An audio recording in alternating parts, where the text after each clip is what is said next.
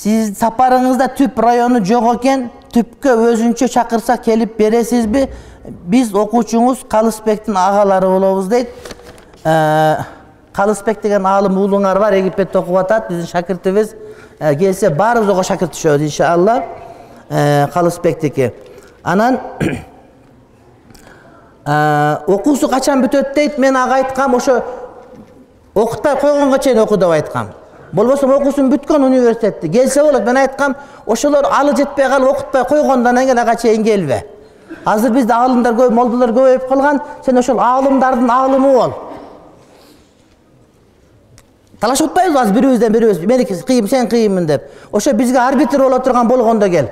Деп ошентип айткам ага мен. Ошону башында окутуп калганга мен аябай сүйүнөм. Бир кызык окуя. Окутчу эле мана мен муфтий болуп калып камералар коюлат, анан отурсам калыс отурган кире берип отурган экен да, меники сураганы келген го. Анан бир чоң аалым делген, бир аалымдар башка улуттан келгендер, мага маселе талашканы келиптир. Чубага жайды көрөм деп, айды көрүштү, андай мында балан түкүн деп. Анан камерадан карап отурам, калыс экөө сүйлөшүп бир сааттай. Калыс эле жөнгө салып жеңип бүтүрүп, анан узатып койдуңдар ака. Шундай ыраазы болдум да, көрүп турам берки бөлмөдөн, ар коридордо болуп аткан иштичи мисалы үчүн. Ошо азыр Египет эң алдыңкы талап, алхамдулилла. Ошол түптөн болот. Анан эми мен Караколго келгенде бул Ак Суу менен түп Караколго жакын. Мен эми 400 километрден келсем, 40 километрден жөрмөлөп деле келип калат да ошого барбайм. Болбосом бармакмын жалкоо болсоңорчу. Ошонун үчүн урматтуу бир тууганым. Бирок ошого карабастан келген аракет кылам иншалла. Кыргызстандын жаштарына кайрылып кетмекчимин. Келиңиздер, урматтуу жаштар. Намысыбызды көтөрөйлү.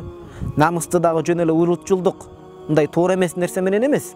Ошол диндеги көрсөткөн тартиптегидей кылып, Кыргызстандын келечегин жакшылап кылганга аракет кылайлы. Бактылуулуктун бардыгы динде, алем динде эч кандай кемчилик жок. Алла таала Кур'анда айтып атат: "Алейума акмалту лакум динакум ва атмамту алейкум ни'мати ва радиту лакум ислам дина." Мен силерге бүгүнкү күндө өз жакшылыгымды те акырына чейин чыгарып, силерге дин катары исламды ыраа көрдүм дейт. Ушу исламда көрсөткөн тартиптегидей аалымдардын айтканынан бир да каршы чыкпастан ошолорго баш ийип, мына ошол тарбияны бекем мыктасак, ортобузга бир ынтымак келсе, Алла таала Кур'анда муну тастап айтып кетип атпайбы? "Вала таназау фатафшалу."